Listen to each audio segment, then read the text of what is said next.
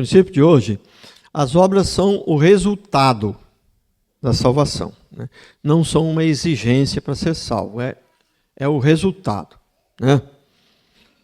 Quando a gente é salvo, acaba resultando em atitudes. Então, não é uma exigência, não é uma condição para ser salvo. Mas eu vou ler um outro texto para iniciar, bastante esclarecedor, né, que diz assim, Romanos 6,15 diz, Jesus pagou nossos pecados e tal.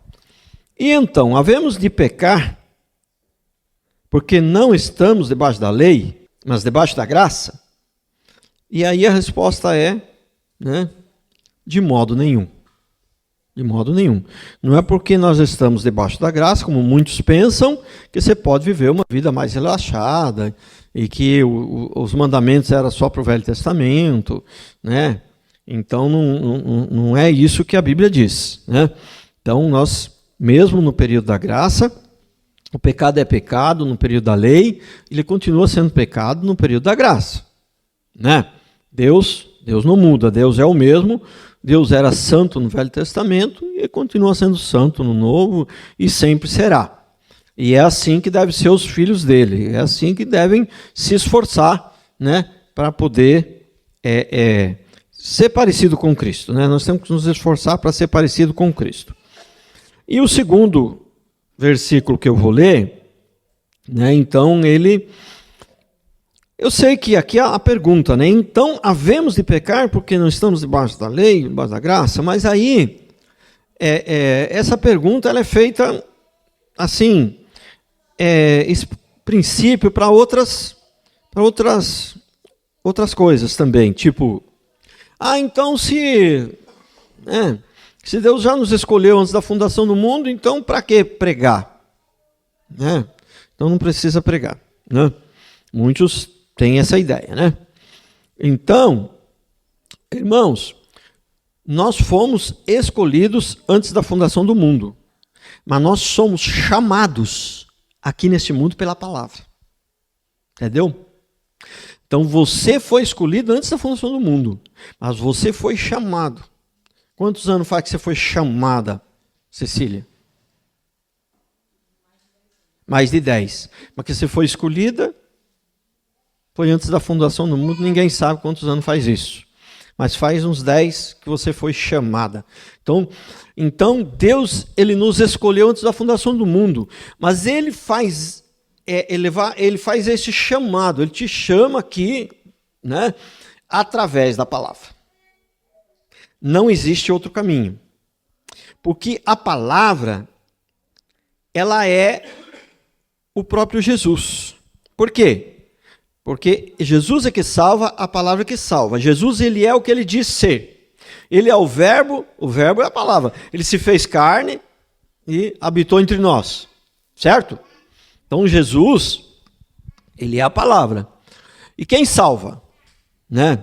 O Pai enviou, o Filho salvou e o Espírito Santo regenera. Certo? Né?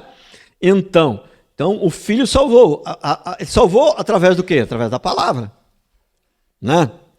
Através da palavra. A palavra e Cristo é a mesma coisa. Ele é o que ele diz ser. Né? Então, a palavra... Por isso que a palavra ela é perfeita. Né? E o segundo versículo que eu vou falar é Romanos 10, diz assim: portanto, a fé vem por ouvir e ouvir pela palavra de Cristo. Né? Algumas versões falam pela pregação da palavra de Cristo. Mas não precisa ser só a pregação, pode ser pela leitura da palavra e tal, né? Mas enfim, a fé é um dom de Deus, mas como que essa fé vem? Se você fizer um churrasco bem caprichado, convidar os ímpios do mundo, abraçar eles, dizer que se ama, eles vão ter fé, eles vão converter. Não vai. Não vai. Não vai, porque só tem um caminho para se converter. É Cristo, é pela palavra. É só a palavra que pode converter uma pessoa, né? Agora, você também não precisa ser ignorante com a pessoa, né? E aí depois você vai querer pregar a palavra para ele, porque fala só a palavra, né? Então não interessa, eu posso ser ignorante com ele. Também você não vai. É óbvio, se você quer pregar a palavra para ele, você tem que ser agradável, senão ele não vai nem ouvir o que você tem para dizer. Então, né? Então, que você agrade, convide a pessoa lá para tomar um cafezinho, fazer um churrasco, ou quer fazer um chá, alguma coisa, faz alguma coisa ali que agrade, mas não é isso que vai converter ele. Quem vai converter é a palavra. Faça isso para que ele fique mais aberto para a palavra, né? Não, entendeu? É mais ou menos o seguinte: você vai pescar um peixe, você pode pôr melhor isca lá na ponta da linha. Você, não vai pegar nunca se não tiver o anzol. Se não tiver o anzol, você não vai pegar nunca. Nenhum peixe, entendeu? Então ele vai só comendo a isca e não vai pegar nunca. Você faz churrasco, você faz teatro, você faz um monte de coisa. Se você não pregar a palavra, ele só vai sugar tudo isso e não vai ter conversão. Conversão só tem um caminho, é por Cristo, é pela palavra, né? Então vem pelo ouvir e principalmente pela pregação. Pregação da igreja, pregação do lado, entendeu? Ah, mas e um vídeo? Mas um vídeo, se o pastor também é uma pregação, o cara está pregando no vídeo, né? Também é a pregação. Então, eu pedi até para o Davi colocar aqui na tela para mim, 2 Timóteo 3,16.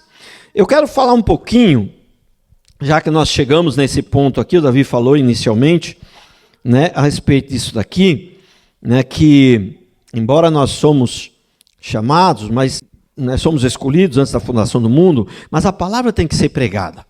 Porque como converterão se não há quem pregue? Né? Como serão enviados se não há aqueles que o enviem? Né? Então, como que eles vão ouvir se ninguém pregue? Então, não tem jeito, irmãos. É a pregação da palavra. Entendeu? A pessoa pode pensar muitas vezes, não, mas se os escolhidos... Tem até uma passagem na Bíblia, que eu não me lembro exatamente onde que está, né, que o próprio Deus, Paulo estava meio que desistindo de um lugar ali, e falou, não, pode ir que eu tenho muito povo meu naquele lugar. Um texto que fala isso. Né, o próprio Deus mandando Paulo, né, continuar ali, que ele tinha muita gente, entendeu? Então, deve ser mais motivador evangelizar, sabendo que tem os eleitos, né? Se você já pensou você evangelizar sabendo que a pessoa tem um livre-arbítrio e que se ela não quer, não vai aceitar de jeito nenhum, eu acho que isso é até mais desmotivador, né? Agora, quando você sabe que não tem negócio de livre-arbítrio, tem os escolhidos de Deus, aí você vai pregando, você sabe que uma hora você vai bater de frente com um daqueles escolhidos e ele vai se converter. E ele vai se converter de verdade, né? Então eu quero falar um pouquinho dessa importância da palavra hoje aqui, né, da pregação e da importância da Bíblia, da gente crer na Bíblia.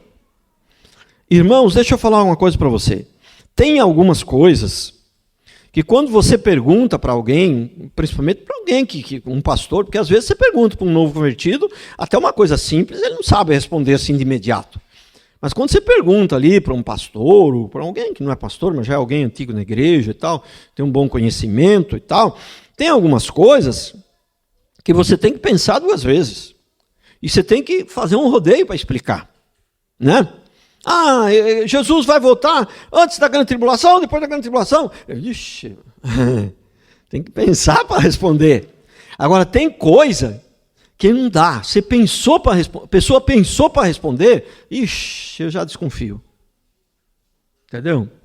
Já desconfio. A Bíblia tem erros. Ixi, pensou muito para responder, começou a fazer rodeio. Ixi, já está ruim. Acho que provavelmente não é crente, não. Né? Entendeu? Não dá para pestanejar, eu acho que é aqui, como diz aí. Tem que ser. Né? Tem coisa que a resposta é simples. Né? Deus Pai, Filho e Espírito Santo. Não podemos, né, ter dúvida em momento algum. Jesus veio, morreu na cruz, ressuscitou e voltará para nos buscar. Não podemos ter dúvida, porque são coisas claras. Se nós tiver dúvida disso daí, aí não dá para ser crente. Né?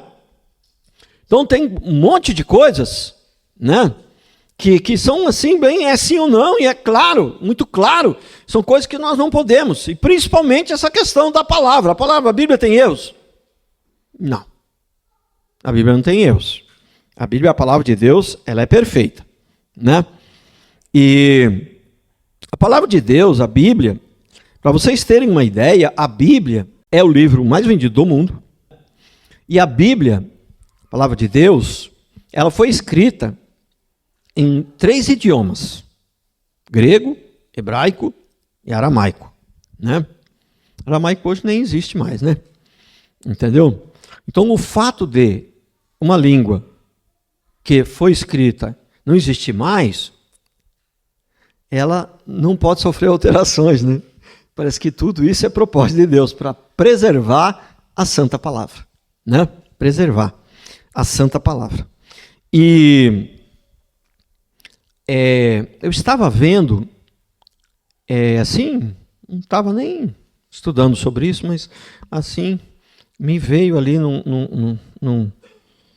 numa situação essa informação de maneira gratuita, né? A Bíblia, você sabe que com o advento da internet, né, a internet ela tem muitos links, né? Muitas conexões, né? E uma coisa se liga aqui, puxa lá e tal, e tudo, né, encaixa e tal. E aí diz que a Bíblia, né, não tinha internet, né? Quando escreveram a Bíblia, ela tem 63.799 links, conexões, né? Ela foi escrita num período de 1.500 anos. 1.500 anos, mais ou menos, né?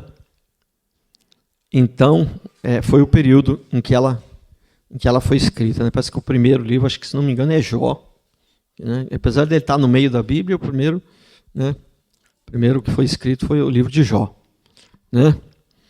E, irmãos, a Bíblia é uma coisa. Quanto vale um avião daquele de guerra dos Estados Unidos lá? Os Estados Unidos ele tem um monte de aviões lá de guerra que nenhum país comprou e não vendeu para ninguém. Eu estava lendo, não sei se é verdade, né? Uma informação que eu não tenho certeza absoluta se ela é verdadeira, mas deve ser, né? É que nenhum país, ninguém nunca comprou um avião daquele, sabe por quê?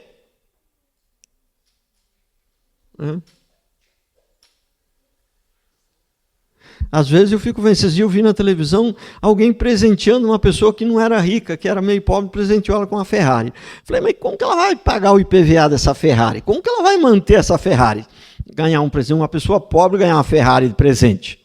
Então, a informação que eu tive é que os Estados Unidos nunca vendeu nenhum avião daquele, porque nenhum país tem condições de manter o que ele gasta, um avião daquele no ar. Parece uma coisa absurda, né? Mas não sei. Me parece uma informação assim tão...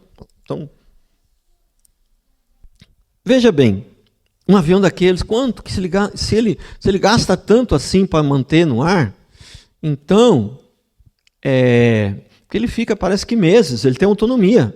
Ele fica no ar, na terra, debaixo do mar, por cima do céu, ele tem autonomia, ele tem geradores lá de dentro, ele tem autonomia, ele fica meses. Né? E quanto que não vale um avião desse?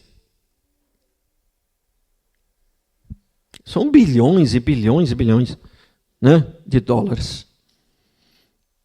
E quanto que vale a palavra de Deus? Que salva multidões.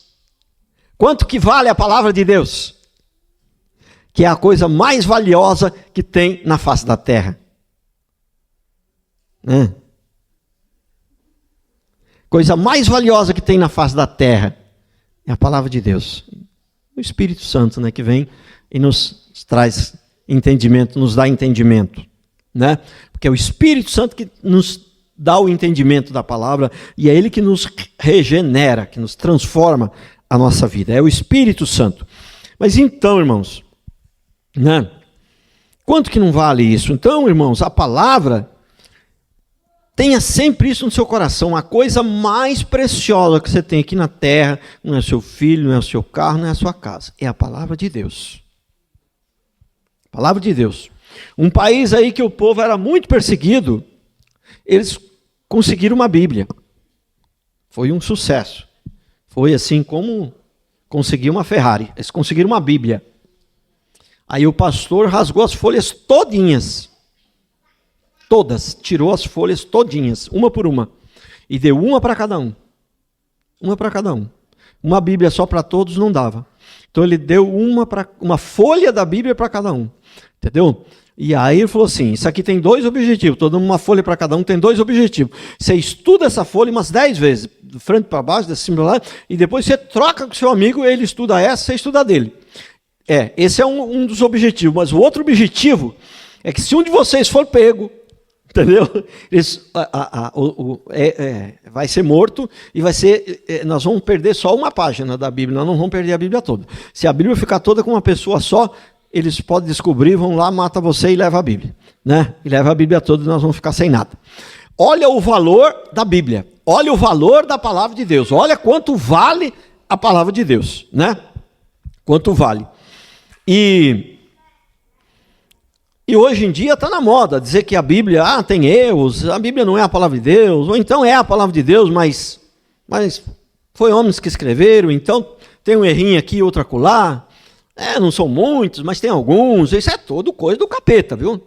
Isso vem direitinho do inferno. Entendeu? A Bíblia não tem erros, a Bíblia ela é perfeita. Entendeu? E aqui que as pessoas falam, mas os homens eles eram pecadores.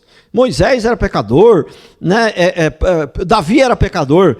A Bíblia, ela não diz que o escritor era infalível. Ela diz que a palavra é infalível. O escritor não era infalível, mas a palavra é. Entendeu? Deus não permitiu que um pecador errasse na hora que ele está escrevendo a santa palavra. Deus não permitiu. Entendeu? É mais ou menos o seguinte, um bom carpinteiro, ele pode fazer uma mesa perfeita com um martelo torto. O fato do martelo estar torto não é obrigatoriamente a mesa tem que ficar torta. Se o carpinteiro for bom, ele vai fazer uma mesa perfeita com um martelo torto. Entendeu? O homem pode não ser perfeito, mas Deus usa esse homem imperfeito e consegue fazer com que ele escreva perfeições. Não permite que ele erre. Né? E a Bíblia tem 66 livros, 40 autores. E muitos pensam assim, que esses foram os únicos livros que foram escritos. Né? Não.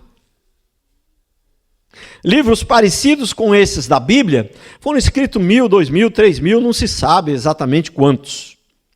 Entendeu? E esses 66 foram livros que foram considerados perfeitos, que foram considerados inspirados por Deus. Entendeu? Por exemplo, a Igreja Católica tem mais um monte de livros lá. Aqueles livros lá, os evangélicos de antigamente não consideraram canônicos. Não consideraram inspirados por Deus, porque tem coisa lá que não bate. Um não bate com o outro. Entendeu? Então, homens, durante um período de 1.500 anos, homens, a maioria deles pessoas comuns, pescadores, mas tinha alguns eruditos também. Tem uns, parece que, não me lembro se é Isaías ou Jeremias, que era pessoa extremamente culto. Extremamente, né? Extremamente. Paulo era um homem bastante culto. Marcos não, Lucas, provavelmente, porque ele era médico, ser um médico naquele tempo, acho que era mais difícil do que hoje, né? Entendeu? Então, esse monte de gente, né?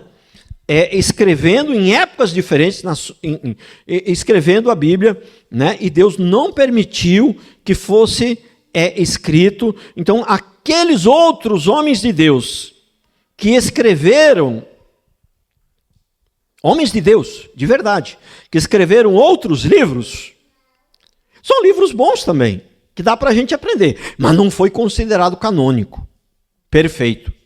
Exemplo. Por exemplo, um livro do pastor Rodrigo, ele tem alguns, né? É um livro bom. Um livro do pastor Hernandes Dias Lopes, não é um livro ruim, é um livro bom. Mas é perfeito? É inspirado por Deus totalmente, 100%? Não. Entendeu? Então, muitos e muitos livros foram escritos assim. Muitos e muitos e muitos. Você entendeu que aqueles livros que não são totalmente inspirados, tem um erro ali, rapidamente, né, as pessoas a equipe que considerou, né, os livros canônicos já foram descartados, já foram desaprovados, né?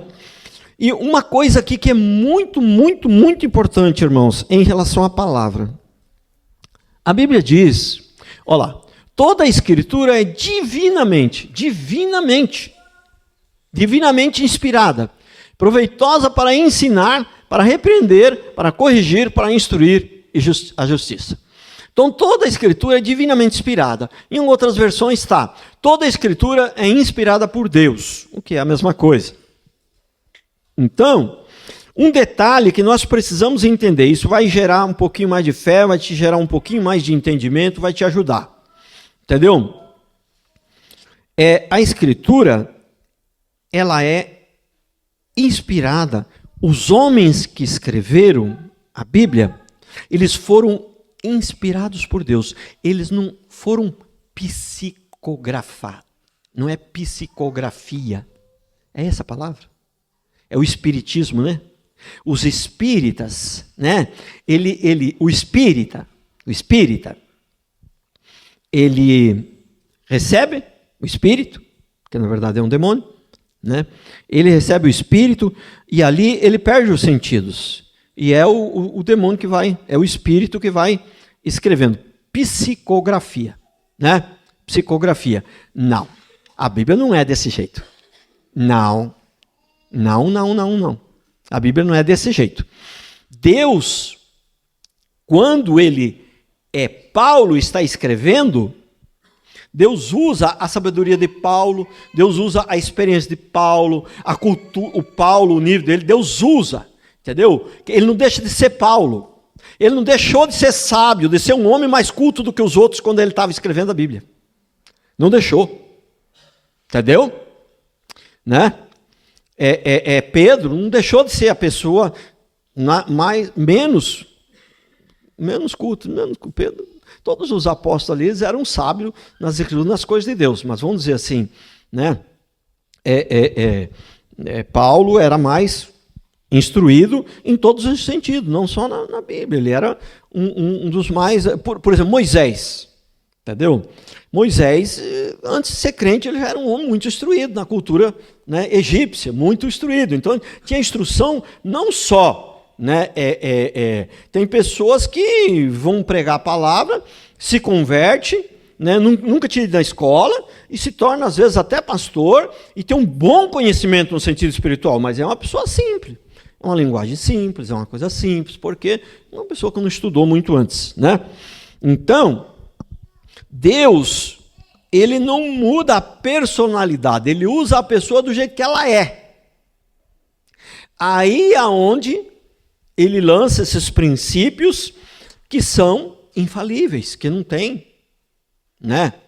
Então, ela não é psicografada, ela é inspirada. Então, Deus vai conduzindo ali, não permite que o apóstolo, que o escritor da Bíblia, nem todos eram apóstolos, né? Ele não permite que o escritor erre, entendeu? Mas ele permite que o escritor use as suas próprias palavras, a linguagem simples. Você entendeu? Então, agora, quando é psicografia, um cara ignorante começa a falar palavras sofisticadas, entendeu? Uma linguagem erudita, tal, entendeu? Porque não é ele ali que está ali, né? Então, quando Paulo está escrevendo, é Paulo que está escrevendo. Não é demônio nenhum, não é Espírito Santo, nem nada. É Paulo que está escrevendo. É Paulo que está escrevendo. Só que ele está escrevendo conduzido por Deus. Inspirado por Deus. Inspirado. E aí é onde está que, muitas vezes, você tem que estudar lá, estudar cá, estudar aquele ali, né? Para chegar a uma conclusão. Por quê? Cada um fala uma verdade, às vezes com uma linguagem diferente, com uma posição diferente, entendeu? E um vai confirmando o outro ali que está certo. Por exemplo, os 4 evangelhos são 4, né? Basicamente são 4 evangelistas ali, né? Contando a mesma história. Cada um de uma maneira diferente. Com palavras diferentes, não é de uma maneira contradizendo o outro, mas com palavras diferentes, com uma linguagem diferente, contando a mesma história. Por que não resumiu e fizeram dos 4 um só. Não. É para deixar os 4 mesmo. É para deixar do jeitinho que foi, do jeitinho que está inspirado por Deus. É do jeitinho, né? Entendeu? Então, por isso não é só por isso, mas é isso que às vezes, né, a gente encontra palavras que parece haver uma contradição. Mas uma coisa que nós temos que aprender de fato e descartar, não existe contradição na Bíblia. Então, toda vez que parece haver uma contradição, você tem que pensar e tentar estudar para ver o que Deus está querendo dizer com aquilo ali. Né? Porque, por exemplo, vamos supor que um evangelista, um escritor, diz, o cego estava na saída, né, da cidade, ou na saída do templo, ou na saída da cidade. Aí vem um outro e diz que estava na entrada.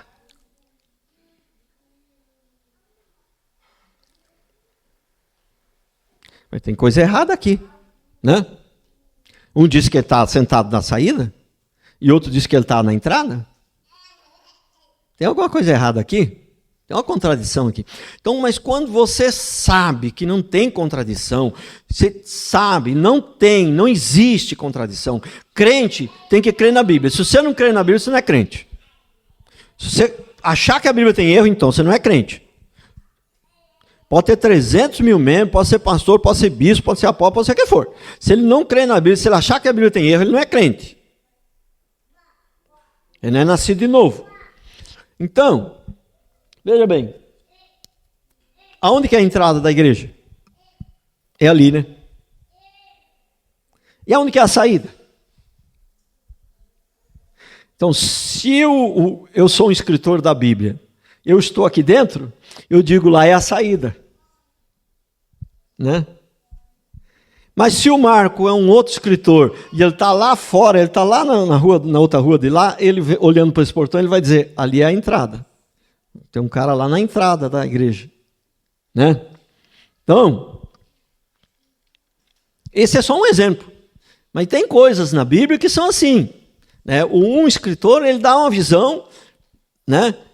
Às vezes, do ponto de vista que ele está, tal, mas tudo se encaixa. Não existe contradição, não existe erro na Bíblia. Não existe. Quem pensou 2 vezes para responder se a Bíblia tem erro ou não, provavelmente não é crente. Provavelmente não nasceu de novo. Entendeu? E a Bíblia não é psicografada, ela é inspirada. Deus conduziu a mão desses apóstolos, desses escritores. Nem todos eles eram apóstolos, né? Homens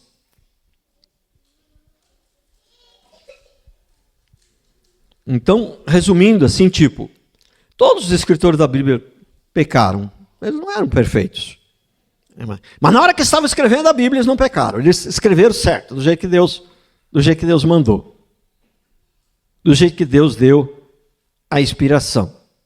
Deus permitiu que eles errassem, mas não no momento que estavam escrevendo o que Deus queria que eles escrevessem. Né? Não nesse momento. Porque, veja bem, se Deus permite que a Bíblia tenha erro, se a Bíblia tem um erro aqui, o outro acolá, isso aí, você sabe que, né? Aí, um errinho, se a parede está 1 centímetro fora de prumo, você levantou um andar, 1 centímetro por metro, fora de prumo, já deu 3 centímetros, né? Geralmente é 3. E se for um prédio de 100 andares, aí já dá 300 metros. Aí dá 300 centímetros de fora de prumo o prédio. Então, veja bem, então, se Deus permitisse um errinho pequenininho, se Ele permitisse, isso aqui já tinha desandado milhões de anos, centenas de anos, 1000 anos. Isso aqui tinha desandado tudo, irmão. Vê que não tem lógica. Entendeu? Então, esse é tudo intriga da oposição, isso é tudo do inimigo tentando botar colher, esse negócio de, não, porque foram homens que escreveram, eram homens pecadores, eles eram homens pecadores, mas nosso Deus não é, o nosso Deus é perfeito e usa eles, né? Mesmo usa pessoas imperfeitas para fazer algo perfeito. Difícil? Difícil para nós, para Deus não é. Difícil para nós, para Deus não é. E olha, eles foram tão inspirados por Deus, que Deus fez eles escrever até os erros deles, os pecados deles. Quase todos os escritores escreveram o pecado deles. O próprio Davi escreveu o seu pecado. Entendeu? Que se eles estivessem escrevendo meio que do jeito deles, do jeito que eles queriam, você acha que todos eles iam escrever os pecados deles? Não ia. Não esqueçam, irmãos, tem coisa que não se discute, vamos dizer assim. Não se discute. A Bíblia é perfeita, a Bíblia é a palavra de Deus, é o verbo se fez carne, é a palavra de Deus que salva, é Jesus que salva, através da palavra, só, não tem outra salvação, não tem outro caminho, né? Ele é o caminho, a verdade e a vida, é o único intermediário entre Deus e o homem, ele morreu, ressuscitou, está vivo, vai voltar, né? Então, essas coisas não se discutem, são verdades absolutas que nós não podemos abrir mão em hipótese alguma, né? Continuando então, Efésios 2:10, pois fomos feitos por ele, criados em Cristo Jesus para as boas obras previamente preparadas por Deus para que andássemos nelas. Se Deus antes da fundação do mundo nos chamou, se Deus antes da fundação do mundo já sabia que ele ia fazer a gente andar em boas obras. Entendeu? Então ele não pode fazer os escritores da Bíblia escrever o que ele queria. Pelo amor de Deus. Por que as pessoas fazem disso uma coisa tão difícil? Se o nosso Deus é um Deus tão pequeno e tão limitado que não consegue fazer os caras escrever o que ele quer, então como que ele vai vir? Nas nuvens, arrebatar todo mundo, salvar a gente, depois de morto, depois de milhares de anos morto. Não tem nem osso, mas acho que até o osso já apodreceu, e ele vem e salva a gente, transforma, dá um corpo de glória. Puxa, é o que eu sempre digo. Se você não crê numa coisa menor, como é que você vai crer numa maior, numa difícil, que vai ter salvo, que Jesus vai voltar, vai te levar para o céu? Como? Consegue entender que não combina o negócio? Entendeu? Se eu não acredito numa coisa mais fácil, como que eu vou acreditar numa mais difícil?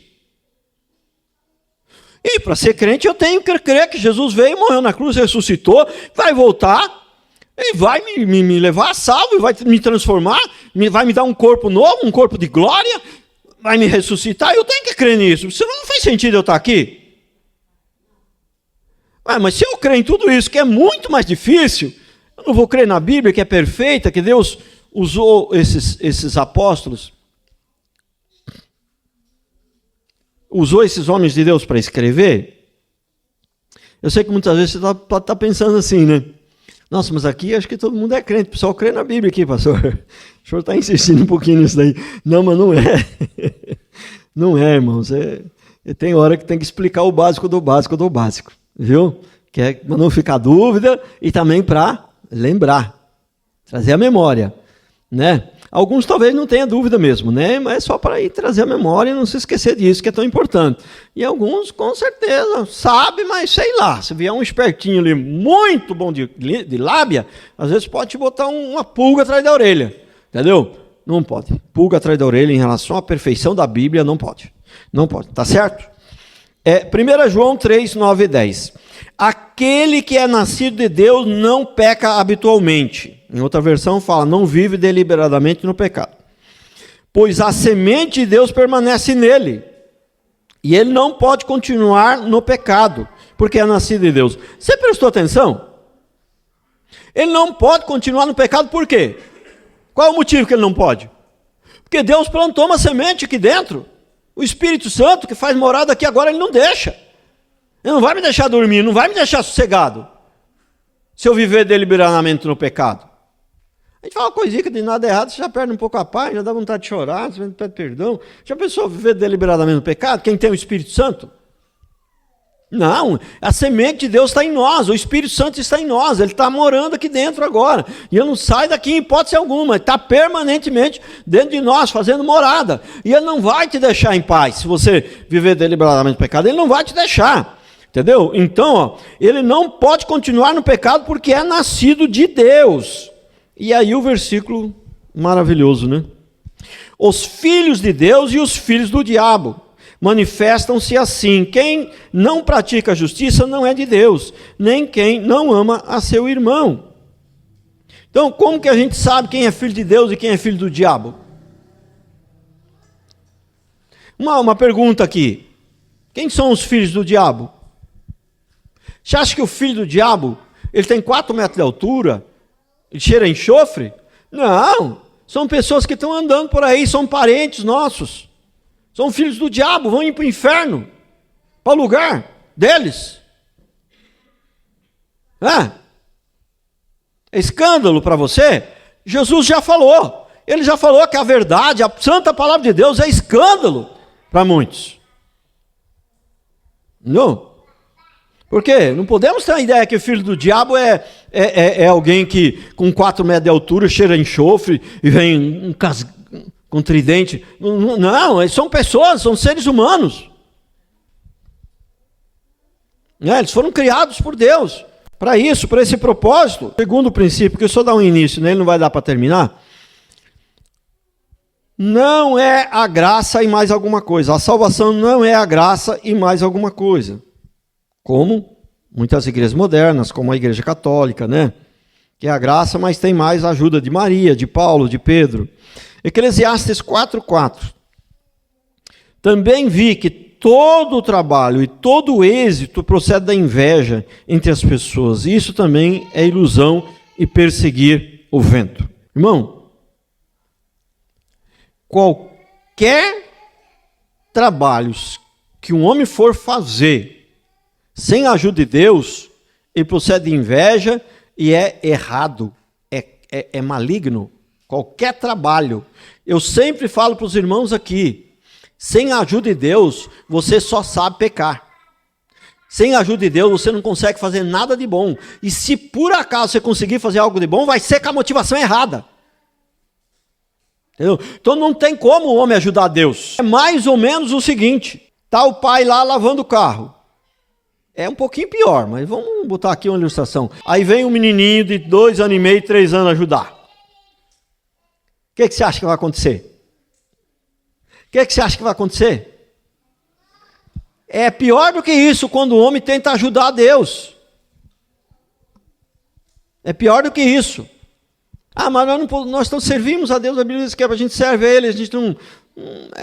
ajudar a Deus, essa palavra não dá. Mas nós servimos a Ele. Mas como que nós servimos a Ele? Nós servimos a Ele porque Ele nos dá sabedoria, Ele pôs uma semente em nós, e Ele faz com que a gente faça coisas boas, que a gente faça a coisa certa e tal.